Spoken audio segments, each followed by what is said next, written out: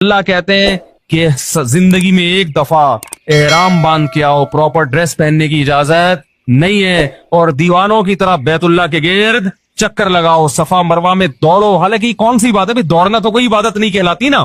اللہ نے کہا دوڑو, بیت اللہ کے غلاف سے لپٹ کے, بیت اللہ کے دروازے سے اپنے رخسار کو رگڑ کے میرے سامنے رو, جیسے محبوب کسی سے لپٹ کے محبت کا اظہار کر رہا ہوتا ہے. میدان عرفات میں مٹی میں اپنی ناک کو رگڑو. تو یہ جو اللہ نے عبادت کا ایک خاص طریقہ رکھا ہے, یہ طریقہ صرف ان کو سمجھ میں آئے گا جو دیوانوں کی طرح اپنے رب سے محبت کرتے ہیں. جن کی طبیعت میں دیوانوں والی محبت نہیں ہے, وہ اس طریقے کو, اس طریقہ عبادت, یہ والا طریقہ ان کی سمجھ میں نہیں آئے گا. تو کہیں گے یہ کیا ہے بھائی, ہم 3 پیس سوٹ ٹائی پہنا کرتے تھے, اللہ میاں نے بولا ایک دھوتی پہنو اوپر سے ایک چادر. یہ کیا ہے, وہاں جا کے کیا کر رہے ہیں, گھوم رہے ہیں, حجر اسود کو چوم رہے ہیں. کیا ایک پتھر ہی تو ہے بھائی, اس کو کیوں چوم رہے ہیں بھائی؟ بیت اللہ سے نسبت ہے اس کی, یہ اللہ کا گھر ہے.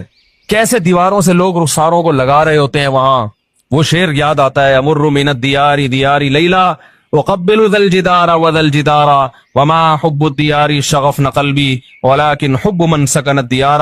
جو مجنو تھا نا, وہ لیلا کے گھر در و دیوار, اس زمانے میں محبوبائیں پردہ کیا کرتی تھیں, ٹھیک ہے نا, ڈیٹ ویٹ کا سسٹم ایجاد نہیں ہوا تھا, موبائل پہ ایزی لوڈ اور یہ سب مس کالیں وس کالیں چلتی نہیں تھی. کبوتر کو بازی ہوتی تھی, وہ کبوتر لے کے آئے, وہ کبوتر باز وقت کہیں اور بھی چلا جاتا تھا, ٹھیک ہے نا. تو بڑی پرابلم تھی. تو یہ جو مجنون ہے نا, یہ لیلا کے عشق میں کیا کر رہا ہے, اس کی دیواروں کے گرد چکر لگا رہا ہے, اور بڑے سخت پہرے ہیں غیرت مند مردوں کے, وہ نکلنے نہیں دیتے. تو یہ چکر لگا رہا ہے اور پھر محبوبہ کی دیواروں کو چوم رہا ہے. پھر لوگوں سے کہتا ہے کہ بھائی امر من الدیار دیار لیلا وقبل ذا الجدار وذا الجدار. لوگوں میں لیلا کے در و دیوار کے گرد گھومتا ہوں, کبھی اس دیوار کو چومتا ہوں, کبھی اس دیوار کو. لوگوں اتنا پاگل نہیں ہوں کہ مجھے دیواروں سے محبت ہو گئی ہے. وما حب الدیار شغفن قلبی. تم مجھے دیکھ کر پہلے ہی مجنو کے تانے مجھے مل رہے ہیں, لوگ دیوانہ کہہ رہے ہیں, پاگل کہہ رہے ہیں اللہ کی قسم اتنا پاگل نہیں ہو کہ دیواروں سے محبت ہو جائے. ولکن حب من سکن الدیار.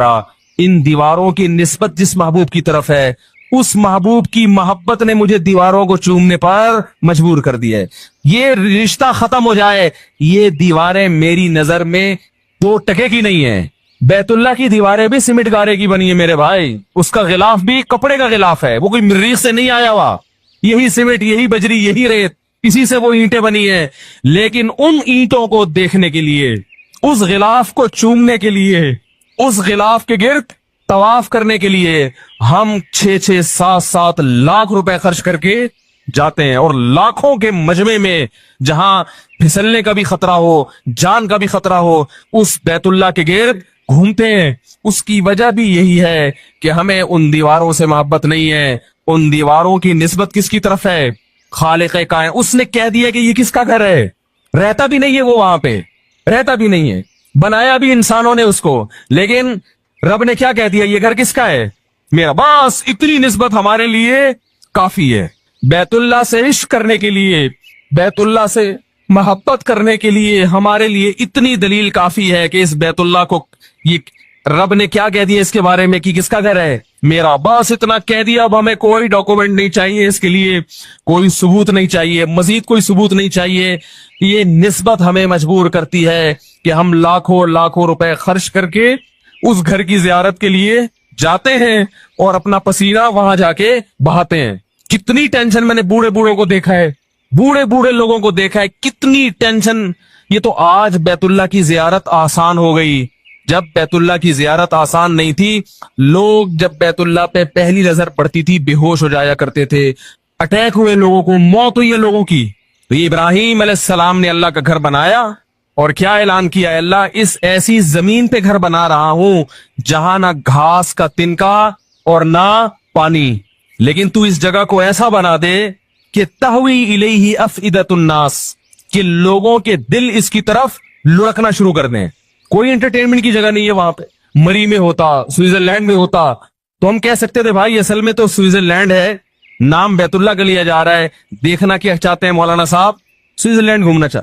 اللہ نے ایسی جگہ بنایا, سنگ لاخ پہاڑ, یہ تو اب آباد ہو گیا, ورنہ تو آپ جہاز میں دیکھتے ہوں گے चटाने, खुश संगलाख चटाने, ऐसी जगह बनाया कि यहां आने वाला सिवाय बैतुल्लाह की मोहब्बत के इसके दिल में उसके अलावा और कोई जज्बा ना हो। और यही वजह है कि आज वहां जद्दा पे जो कुछ होता है, जद्दा एयरपोर्ट पे सब जानते हैं, लोग क्यों बर्दाश्त करते हैं। किसी और एयरपोर्ट पे इतनी सख्ती हो और ये कुछ हो, लोग उस मुल्क में जाएंगे? छोड़ देंगे। ये बैतुल्लाह की मोहब्बत है जो लोगों को खींच के लाती है। तो अल्लाह ने हज क्यों रखा है? दीवानगी के इजहार के लिए। नबी सल्लल्लाहु अलैहि वसल्लम ने फरमाया, दा खतामल ईमान मर रज़िया बिल्लाहि रब्बा व बिल इस्लामी दीना व बि मुहम्मदिन सल्लल्लाहु अलैहि वसल्लम नबिया। इस्लाम का जायका चख लेगा वो शख्स जिसने अल्लाह को अल्लाह मान लिया, नबी को नबी मान लिया और अल्लाह की किताब को किताब मान लिया। तो आपने फरमाया इस्लाम का जायका, इससे पता चलता है इस्लाम में क्या है, एक चाशनी, एक लज्जत जायका है। एक आप मुल्की कवानीन को फॉलो करते हैं, उसमें लज्जत नहीं है, चाशनी नहीं है, लेकिन जब अल्लाह के दीन पे चलते हो तो इसमें अल्लाह ने एक जायका भी रखा है, लुत्फ और मजा भी रखा है। लेकिन ये लुत्फ और मजा सिर्फ उन्हीं को महसूस होता है जो अल्लाह को अल्लाह होने के लिहाज से राजी हो जाते हैं और उससे मोहब्बत करना शुरू कर देते हैं। अल्लाह ताला से दुआ है कि अल्लाह ताला हमें भी अपने घर की जियारत नसीब फरमाए और जज्बे के साथ। उलमा कहते हैं वहां जाके बुराइयां करना, इससे वहां की जो एक रूहानी कुव्वत वहां मिलनी चाहिए थी, वो कुव्वत क्या हो जाती है? खत्म हो जाती। तो अल्लाह ताला हमें भी जियारत नसीब फरमाए। बकरीद में जानवर को कुर्बान करने का हुक्म दिया। बजाहिर बड़ा तरस आता है उस जानवर के ऊपर, हमें भी आता है, हम भी इंसान है। हमने बकरा पाला था, मैं तो हज पे गया हुआ था, तो घर वालों ने वीडियो बना के भेजी। बकरा पहले सोचता है यार 10 दिन तक ऐसे हार फूल डाले जा रहे हैं मेरे गले में, घास खिलाई जा रही है, ऐसी प्यार मोहब्बत की बातें, अचानक लिटा के क्या करते हैं?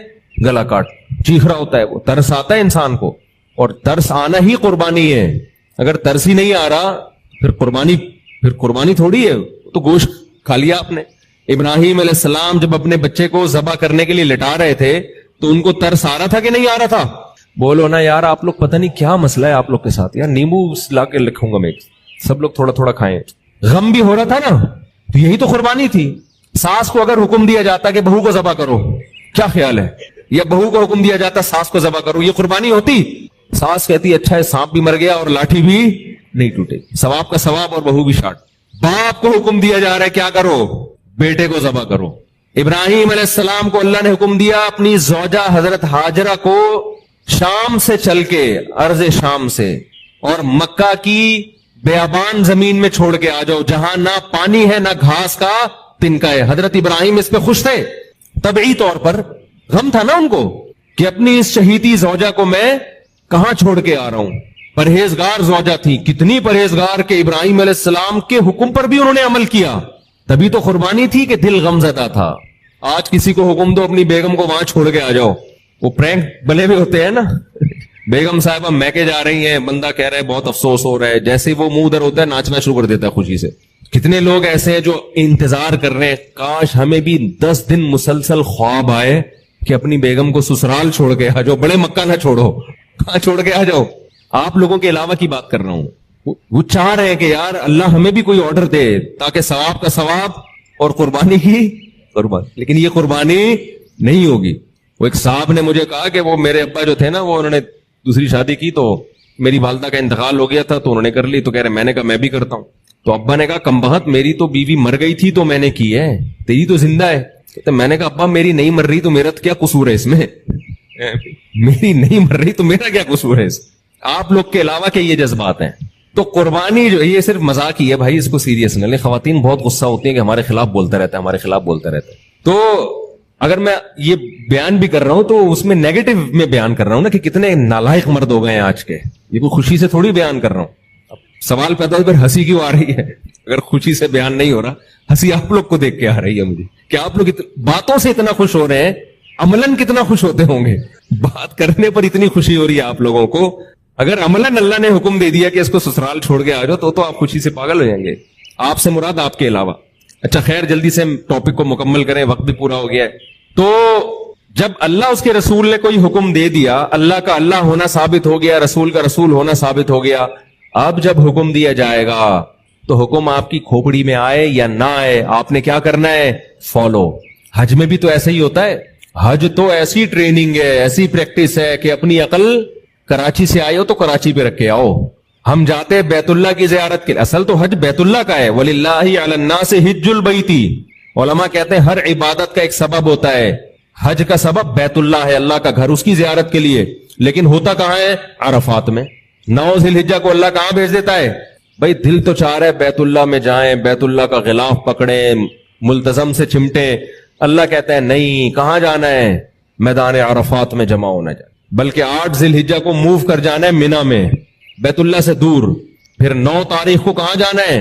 अरफात, और दूर हो जाओ बैतुल्ला से, वकूफ अरफात में होगा। ए अल्लाह, अरफात के बाद हमें ले आ तो बैतुल्ला, ना ना ना ना, अब मुजदलिफा में रात को क़याम करना है। फिर क्या करें? मुजदलिफा से मिना जाना है, शैतान को कंकरियां मारनी है, और ये सारे काम 2 चादरों में करने हैं। और पहले दिन जो शैतान को कंकरी मारनी है, 2 शैतान छोड़ के तीसरे वाले को मारनी है, पहले 2 को नहीं मारनी। क्यों भाई? ये तो रास्ते में आ रहे हैं। जब आप जा रहे हैं मीना की तरफ तो पहले पहला शैतान आएगा, फिर दूसरा आएगा, फिर तीसरा। ना ना ना, पहले को भी नहीं, दूसरे को भी नहीं, किसको? तीसरे को। या अल्लाह, ये क्या है? ये शैतान तो ये भी है ना, या यहां भी आया था ना शैतान। दूसरे दिन तीनों को मारनी है, तीसरे दिन भी तीनों शैतानों को, पहले दिन 2 को क्यों माफ कर दिया? अल्लाह कहेगा जब मैं कोई ऑर्डर दे रहा हूं, अब खोपड़ी इस्तेमाल करने की इजाजत, क्योंकि अगर खोपड़ी इस्तेमाल की, इस लिमिट को क्या कर रहे हो? क्रॉस। बल्कि इससे बड़ा इश्काल तो ये होता है कि कंकरियां मार क्यों रहे हैं इसको? वहां शैतान थोड़ी है कोई, वहां तो इब्राहिम अलैहिस्सलाम के सामने शैतान आया था, तो था ना, अब थोड़ी है। लेकिन हुक्म है कि आपने क्या करना है? सुन्नत इब्राहिमी को जिंदा करना है। और ये काम आप 15 लाख रुपए खर्च करके करोगे, 12 लाख, 10 लाख। लिबरल लोग चीखते रह जाएंगे, 10 लाख से किसी गरीब की शादी करा देते। इतने मुफ्ती साहब के शादियों पे बयान सुने, फिर भी 10 लाख किसी गरीब की शादी कराए बगैर कहां चले गए? कंकरियां मारने, हज करने। 10 लाख इन चीजों पे खर्च किया। जिसको मजहब समझ में नहीं आता उसको ये सारे काम क्या लगते हैं? फजूल। ये करने गए हम 12 लाख, 10 लाख। अल्लाह से उम्मीद है कि इंशाल्लाह अगले साल तक 10 करोड़ का हो जाएगा हज, जिस हिसाब से महंगाई चल रही है ना। जितना जल्दी हो सके कर लें आप लोग, समझ रहे हो? तो फिर क्या है कि जी आप उसके बाद फिर जानवर ज़बह करें, फिर आप हल्क कराएं। 10 लाख आपने टेंड कर, मैंने हल्क नहीं कराया, कसर कराया। मेरे बाल यहां तक थे तो यहां तक हो गए। आप कह सकते हैं टेंड कराने में क्या जा रहा था? टेंड कराने में यह जा रहा था कि लोग टेंड को जरूरी समझना शुरू कर दिया लोगों ने। वरना मुझे टेंड होने से कोई तकलीफ नहीं है, क्योंकि मैंने पहली दफा जब हज किया तो टेंड कराई मैंने, उसके बाद मैंने उम्रा किया तो कसर का मतलब 1 इंच बाल। तो बहुत लोग एतराज कर रहे थे कि ये कैसा हज है, आपने टेंड नहीं कराई। मैंने कहा अब मैं कसर ही कराऊंगा, कि तुम्हें क्या तकलीफ है? जब अल्लाह ने इजाजत दी है कसर की तो आपको क्या हुआ? हाँ, हल्क में 3 गुना सवाब ज्यादा है, इसमें तो 2 राय नहीं है, हल्क में सवाब ज्यादा है।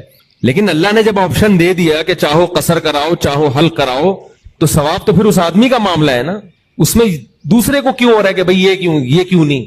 फिर मुझे ख्याल हुआ कि यार ये जो एक चीज जो लाजिम नहीं है उसको लोग लाजिम समझ रहे हैं ना, इसकी भी नफी जरूरी है। यहां आने के बाद मैंने सोचा मैं टेंड करा दूं। फिर मैंने कहा यार अब वो लुक भी नहीं आएगा सवाब तो मिलेगा ही नहीं। और वो हज की टेंड अलग ही होती है, उसका अलग ही नूर होता है। अब दोबारा उम्रे पे गए तो टेंड दहशतगर्दी का जड़ से खात्मा कर देंगे इंशाअल्लाह। नहीं भी किया तो ये आपका मैटर नहीं है, मेरा जाती मसला है। क्या ख्याल है? खैर, बात को समेटूं जल्दी से। तो कैसे काम कराए जा रहे हैं भाई? रमी, फिर टेंड करा दो, उसके बाद अब क्या करना है? तवाफ ज़ियारत, जो हज का तवाफ है वो बकरीद के 3 दिनों में ही करना है। अल्लाह, इतना रश है, 3 दिन के अलावा कुछ हुक्म दे दे। अल्लाह ने कहा नहीं, मैं इस्लाम की शौकत पूरी दुनिया के सामने जाहिर करना चाहता हूं। अगर बकरीद के ये 3 दिन अजीम दिन है, अय्याम नहर है, कुर्बानी के दिन है, ईद के दिन है। हज का जो तवाफ है वो ईद के दिनों में ही होगा, ईद के दिनों के अलावा नहीं होगा। क्यों? ईद का दिन है, मुसलमानों की अजमत, शौकत, ताकत। तो 30-40 लाख का मजमा 3 दिन के अंदर जब बैतुल्लाह का तवाफ करेगा, और इतना रश इस्लाम के बारे में दुनिया देखेगी कि इस्लाम जिंदा है। 1400 साल के बाद भी पूरी चमक धमक के साथ इस्लाम क्या है? अपने जिंदा होने का सबूत दे रहा है। दुनिया देखती है ये मनाजिर, ऐसे चींटियों की तरह और शहद की मक्खियों की तरह लोग बैतुल्लाह से चिमटे हुए होते इन 3 दिनों में। ये हज का असल तवाफ ये वाला है, हज का, जिसके लिए बैतुल्लाह को बनाया गया, जिसमें कुरान में आता है ना, वलिल्लाहि अलन्नासि हिज्जुल बैत, लोगों पर लाजिम है कि अल्लाह के लिए बैतुल्लाह का तवाफ करें। तो ये वाला तवाफ है वो, जिसको हज का रुकन कहा जाता है। तो अल्लाह ने कहा 3 दिन के अंदर। और कमाल यह है कि अल्लाह ने ऐसा लाजिम करार दे दिया कि अल्लाह ने कहा कि इसके बगैर آپ کی بیوی آپ پر حلال نہیں ہوگی. عورت اگر یہ طواف نہ کرے تو وہ شوہر پہ حلال نہیں, شوہر یہ طواف نہ کرے تو بیوی بھی حلال نہیں اس پر. دونوں ایک دوسرے پر حرام جب تک دونوں طواف نہ کر لیں. کیونکہ اس کا خطرہ تھا کہ پتلی گلی سے نکل نہ لے لوگ کہ یار بہت رش ہے بھائی, بہت رش ہے, ہم سے نہیں, اور اگلے سال آ کے ہم قضا کر لیں گے, جیسے ہوتا ہے نا قضا پڑھ لیں. اللہ نے کہا قضا نہیں پڑھ سکتے, قضا نہیں کر سکتے, اس کو ابھی کرنا پڑے گا.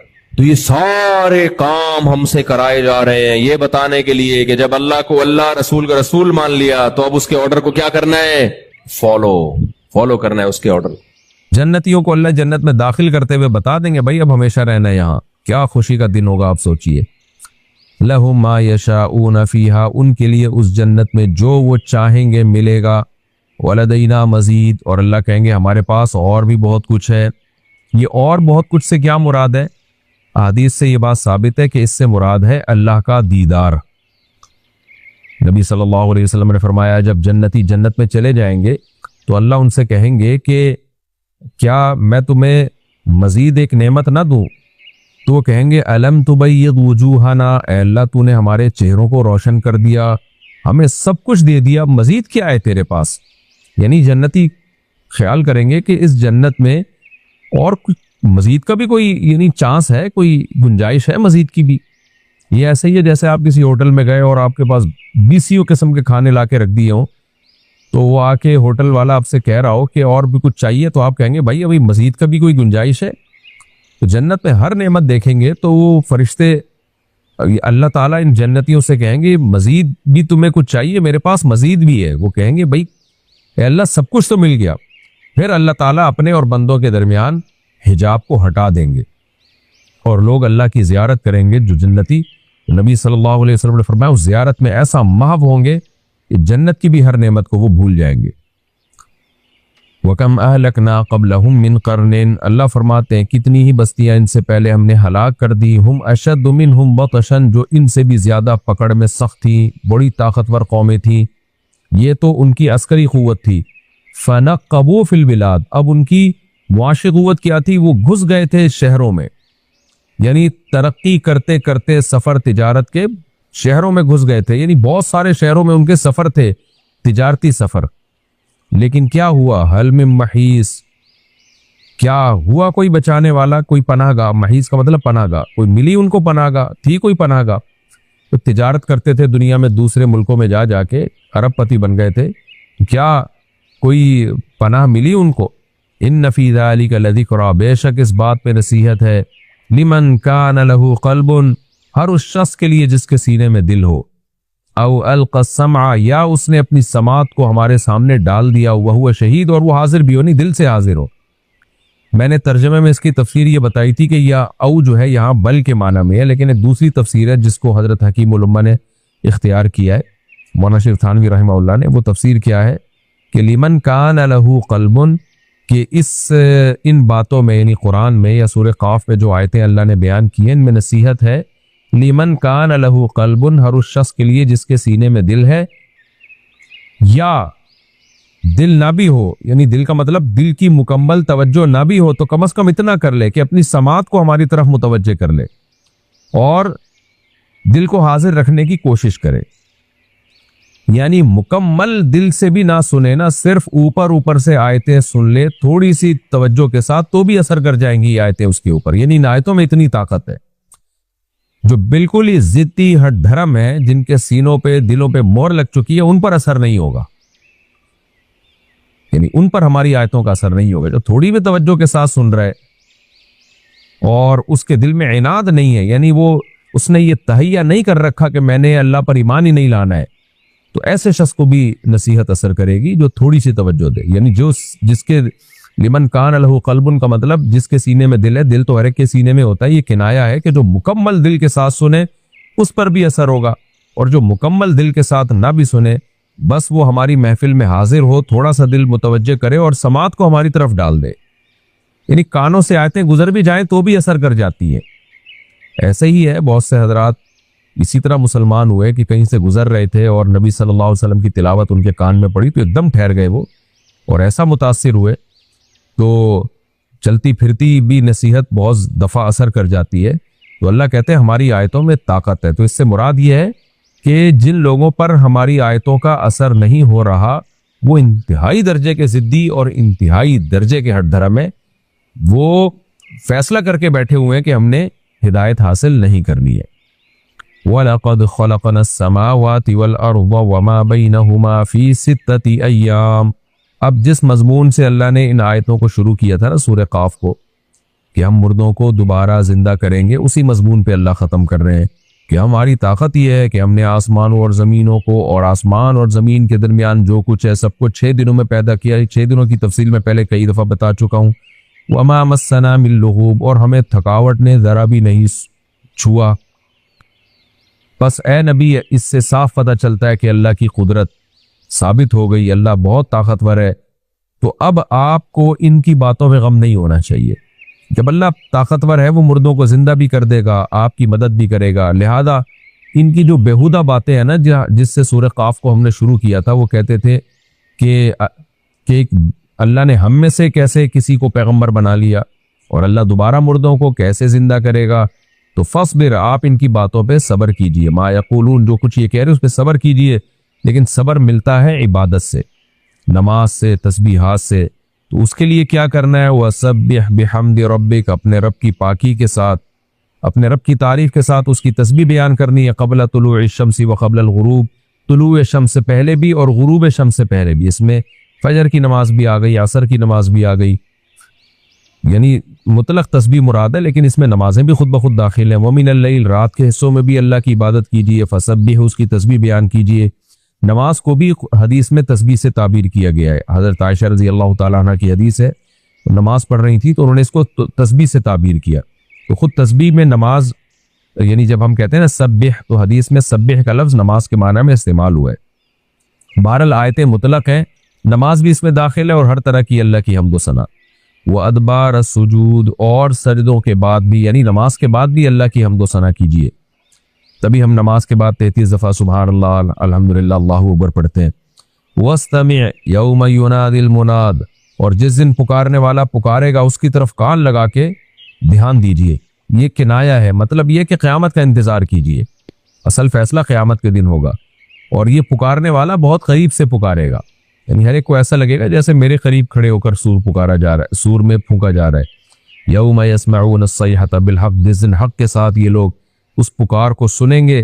ذالک یوم الخروج، یہ مردوں کے نکلنے کا دن ہوگا، سب نکل آئیں گے قبروں سے۔ انا نحن نحیی ونمیت، بے شک ہم ہی نے زندہ کیا تمہیں اور ہم ہی موت دیتے ہیں۔ وَإِلَيْنَا الْمَصِيرُ، اور ہماری ہی طرف لوٹ کر آنا ہے، یعنی ہم نے جب زندہ کر لیا اس پہ تمہیں تعجب نہیں ہو رہا کہ ہم پیدا کیسے ہو گئے، پھر ہم تمہیں موت دے دیتے ہیں، اس پہ تعجب نہیں ہو رہا، تعجب ہو رہا ہے کہ ہماری طرف لوٹ کے کیسے آؤ گے۔ اس لیے اللہ نے فرمایا 2 پروسیس تو دیکھ لیے، وَإِلَيْنَا الْمَصِيرُ، لوٹ کے ہماری طرف آنا ہے، یہ بھی دیکھ لو گے۔ یہ کب ہوگا؟ یوم تشقق الارض عنہم سراعا، جس دن زمین ان سے پھٹے گی اس طرح کہ یہ دوڑ رہے ہوں گے میدان حشر کی طرف۔ ذالک حشر، یہ ایک حشر ہوگا، ان لوگوں کو جمع کرنا ہوگا، اور یہ علینا یسیر، ہم پہ بہت آسان ہے، یہ حشر جو ہے یہ ہم پہ بہت آسان ہے۔ نحن اعلم بما یقولون، نبی کو تسلی دی جا رہی ہے آخری آیت میں، اے نبی ہم خوب جانتے ہیں ان باتوں کو جو یہ کر رہے ہیں، یہ جو اعتراضات کر رہے ہیں ہم خوب جانتے ہیں۔ وما انت علیہم بجبار، اور آپ ان پر جبار نہیں ہیں، یعنی زبردستی نہیں کر سکتے آپ۔ تو نبی کو بھی تسلی ہے کہ آپ کا کام پیغام پہنچانا ہے، بس آپ پہنچاتے رہیے۔ وہ پیغام کیا ہے؟ فذکر بالقرآن، آپ قرآن کے ذریعے نصیحت کیجیے، من، ہر اس شخص کو، یا خوف وعید، جو میری وعید سے ڈرتا ہے۔ ہمارے شیخ حضرت مفتی رشید احمد صاحب رحمہ اللہ تعالی کے پاس جو قرآن تھا اس پر یہ آیت لکھی ہوئی تھی، فذکر بالقرآن من یخاف وعید۔ حضرت فرماتے تھے قرآن مجید کے ٹائٹل پہ نا یہ مجھے سب سے زیادہ جو آیت پسند ہے، یعنی جو حضرت کی خواہش تھی کہ قرآن کے ٹائٹل پہ جو آیت ہونی چاہیے وہ یہ ہونی چاہیے، فذکر بالقرآن من یخاف وعید، یعنی ایسے قرآن پہ باہر لکھا ہوا ہونا چاہیے، تاکہ جب ہم قرآن کی تلاوت شروع کریں تو ہمیں پتہ چل جائے کہ بھائی اس سے اللہ نے کہہ دیا کہ ڈرائیں اس شخص کو، نصیحت کیجیے اس شخص کو جو میری وعید سے ڈرتا ہے۔ تو ڈرنے والے لوگوں پر اثر ہوگا، اور جن کے دل سخت ہو چکے ہیں ان پر قرآن کا کوئی اثر نہیں ہوتا۔ پھر کسی نے پوچھا ہے میری 42,000 روپے تنخواہ ہے، ساری تنخواہ گھر کی ضروریات پہ خرچ ہو جاتی ہے، کیا میں کسی کو زکوٰۃ دے سکتا ہوں؟ رہنمائی فرمائیے۔ بھائی جب 42,000 روپے تنخواہ ہے اور تنخواہ گھر میں خرچ ہو جاتی ہے تو آپ پہ زکوٰۃ واجب نہیں ہے، لازم نہیں ہے. دینا چاہیں تو نفلی صدقے کا ثواب ملے گا آپ کو، بہت اچھی بات ہے، لیکن پہلے اپنے گھر والوں کی فکر کریں. ایسا نہ 42,000 روپے آپ نے پکڑا دیے تو پھر کل دوسروں سے زکوٰۃ مانگتے پھر رہے ہو، یہ نہیں ہونا چاہیے. آسمہ صاحبہ انڈیا سے، اگر شوہر ظلم کرے اور بدنام کرے تو کیا اس پر پولیس کیس کر سکتے ہیں؟ ظلم کی نوعیت کیا ہے؟ تھوڑی بہت اونچ نیچ ہر گھر میں ہوتی ہے. کبھی بیوی کی طرف سے حقوق میں کوتاہی ہوتی ہے، کبھی شوہر کی طرف سے. تو میاں بیوی کا جو رشتہ ہے وہ برداشت ہی کی بیس پہ چلتا ہے. پورے حقوق لینے کی کوشش کریں گی تو کبھی بھی نہیں چلے گا. اور شوہر کو بھی میں یہی کہتا ہوں کہ 100% چاہو گے کہ بیوی میری فرما بردار بن کے رہے تو ایسا نہیں ہو سکتا. کچھ نہ کچھ برداشت ہر ایک نے کرنا پڑتا ہے. باقی اگر ظلم کی نوعیت بہت زیادہ بڑھ چکی ہے تو پھر بھائی سیدھا اس سے علیحدگی لے. پولیس کیس کی کیا ضرورت ہے؟ علیحدگی لے. ایسا آدمی شوہر بھی ہو اور تھانے میں بھی ہو، یہ نہیں ہو سکتا. وہ پھر شوہر رہے گا نہیں. شوہر والی وہ کیسے بیوی سے محبت کرے گا؟ تو اس سے تو ظلم اور بڑھنے کا خطرہ ہے. پولیس کبھی بھی ظلم کو گھروں کے اندر جا کے نہیں روک سکتی. یہ خوب سمجھ ذہن میں رکھیں. جس نے ظلم کرنا ہوتا ہے نا وہ اس طریقے سے کر لیتا ہے کہ پولیس کیس بن ہی نہیں سکتا. اس لیے ایسے آدمی سے جان چھڑائیں. بہرحال اگر کوئی بے تحاشا مارتا پیٹتا ہے، کوئی خدا نہ خواستہ کوئی جان کا خوف ہے، تو پولیس کیس بھی کیا جا سکتا ہے. میں جائز ناجائز کی بات نہیں کر رہا، لیکن بیوی جب شوہر کے خلاف تھانے میں چلی گئی تو پھر شوہر کے دل میں بیوی کی ویلیو رہتی نہیں ہے، تو وہ رشتہ ویسے ہی ٹوٹ جاتا ہے. تو آپ پہلے ہی توڑ دیں اس کو. عدالت سے تنسیخ نکاح کروایا جا سکتا ہے، شرعی عدالت سے.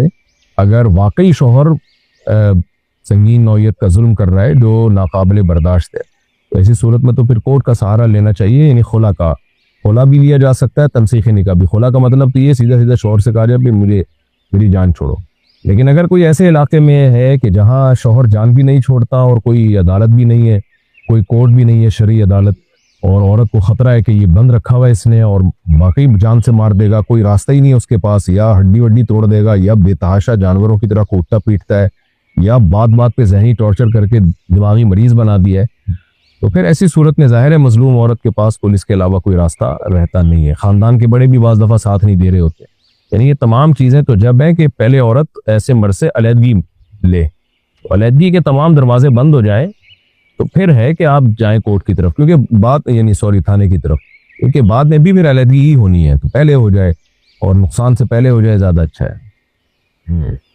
انڈیا سے کسی نے پوچھا ہے، میں نے آن لائن آرڈر کر کے کچھ منگوایا تھا، وہ سامان مجھے موصول ہو گیا، مگر ایپ میں یہ ظاہر ہوا کہ آپ کا آرڈر کینسل ہو گیا اور پیسے بھی مجھے واپس دے دیے گئے. میں نے رابطہ کیا تو انہوں نے کہا وہ پیسے آپ رکھ لیجئے، کچھ ٹیکنیکل ایشو کی وجہ سے ایسا ہوا، تو کیا میرے لیے وہ پیسے رکھنا جائز ہوگا؟ جب انہوں نے کہہ دیا پیسے رکھ لیں تو رکھ لیں، اللہ کا نام لے کے.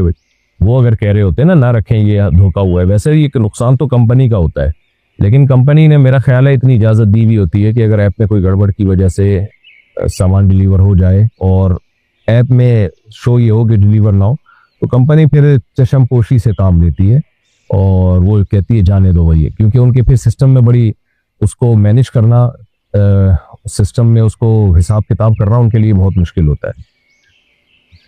انجم صاحب ممبئی سے، جس رسی پر ناپاک کپڑے سکھائے جاتے ہیں اس پر پاک کپڑے سکھائے جا سکتے ہیں یا اس رسی کو پاک کرنا پڑے گا؟ دیکھو اگر ناپاکی گیلی تھی اور رسی پہ آپ نے کپڑے ڈال دیے اور وہ گیلی ناپاکی والا حصہ رسی پہ لگ گیا تو پھر رسی ناپاک ہو گئی. تو ایسے ہی ناپاک رسی پہ آپ جب گیلے کپڑے ڈالیں گے تو وہ بھی ناپاک ہو جائیں گے. تو اس لیے اگر ناپاک کپڑے ناپاک تھے مگر خشک ناپاکی تھی، گیلی نہیں تھی، تو ناپاکی خشک ہو چکی، جیسے پیشاب لگا ہوا تھا بچوں کی شلوار یا پینٹ وغیرہ پر اور وہ پیشاب خشک ہو گیا، وہ پینٹ آپ نے ڈال دی تار پہ تو خشک پیشاب ہے نا، وہ تو رسی کو ناپاک نہیں کرے گا. تو اس لیے اس میں آپ دوسرے کپڑے سکھا سکتی ہیں. پچھلے 4-5 سالوں کی زکوٰۃ ایک سال کیسے نکالے ہیں؟ سالوں کی زکوٰۃ بھی نکلتی ہے آپ کے؟ ماشاءاللہ 40 سالے پہ ایک سالہ. اچھا خیر، 4-5 سالوں کی زکوٰۃ ایک ساتھ کیسے نکالیں؟ جب کبھی ہمارے پاس 2 لاکھ تھے، کبھی 3 لاکھ، اب یاد نہیں تو حساب کیسے لگائیں؟ خود آپ نے غفلت کی ہے اور آپ اپنی ٹینشن میری طرف ٹرانسفر کر رہے ہیں کہ آپ کیسے لگائیں. بھائی آپ کو پتا ہوگا کہ ہر سال جس تاریخ کو آپ کی زکوٰۃ نکلتی ہے اس تاریخ کو آپ کے پاس کتنے پیسے تھے. تو زکوٰۃ سال میں ایک اسپیسیفک ایک تاریخ کو نکلتی ہے، خوب سمجھ لیں، یعنی حساب ایک تاریخ کو لگایا جاتا ہے. تو آپ نے غور و فکر کرنا ہے جیسے آپ کی زکوٰۃ فرض کریں یکم رمضان کو نکلتی ہے، تو آپ نے دیکھنا ہے پیچھے ماضی میں جانا ہے، ہر سال یکم رمضان کو آپ کے پاس کتنے پیسے تھے، ایک اندازہ لگا لیں۔ اگر آپ کا خیال ہوگا 2 لاکھ روپے تھے تو احتیاطاً 2.5 لاکھ کر دیں اس کو آپ، تاکہ کم زکوٰۃ نہ نکلے، زیادہ نکلے۔ تو ایسے اندازہ لگا کے آپ ہر سال کی زکوٰۃ نکالیں۔ اب یہ آپ نے ہی اندازہ لگا لیں۔ نماز میں سمیع اللہ لمن حمیدہ کے بعد ربنا لک الحمد امام اور مقتدی دونوں کو کہنا ہوگا۔ دیکھیں امام سمیع اللہ لمن حمیدہ بھی کہتا ہے، ربنا لک الحمد بھی کہتا ہے، لیکن مقتدی صرف ربنا لک الحمد کہیں گے، سمیع اللہ لمن حمیدہ مقتدی نہیں کہیں گے۔ ہم نے سنا ہے کہ جب اللہ ناراض ہوتا ہے تو سجدے کی توفیق چھین لیتا ہے۔ یہ بات مجھے سمجھ نہیں آتی کہ اللہ سجدے کی توفیق کسی سے کیوں چھینے گا۔ آپ اس بحث میں نہ جائیں کہ سجدے کی توفیق چھینتا ہے کہ نہیں چھینتا، آپ جا کے سجدہ کر لیا کریں، جب نماز کا ٹائم ہو نماز پڑھ لیا کریں بس۔ باقی اللہ تعالیٰ سجدے کی توفیق چھینتا ہے، اس کا مطلب یہ ہے کہ جب انسان برے اعمال کرتا ہے تو پھر برے اعمال کی توفیق ہی ملتی ہے اس کو، اچھائی کی طرف اس کا ذہن نہیں جاتا، تو ہر عبادت میں پھر کمی آتی ہے، اور جب عبادت کی طرف چلتا ہے تو پھر برائیوں سے بچنے کی توفیق ملتی ہے، پھر ہر آنے والا دن اس کا بہتر سے بہتر ہوتا چلا جاتا ہے۔ انسان کبھی ایک اسٹیج پہ نہیں ہوتا، یا تو اچھائی کی طرف جا رہا ہوتا ہے یا برائی کی طرف جا رہا ہوتا ہے، یعنی اچھائی کی طرف ترقی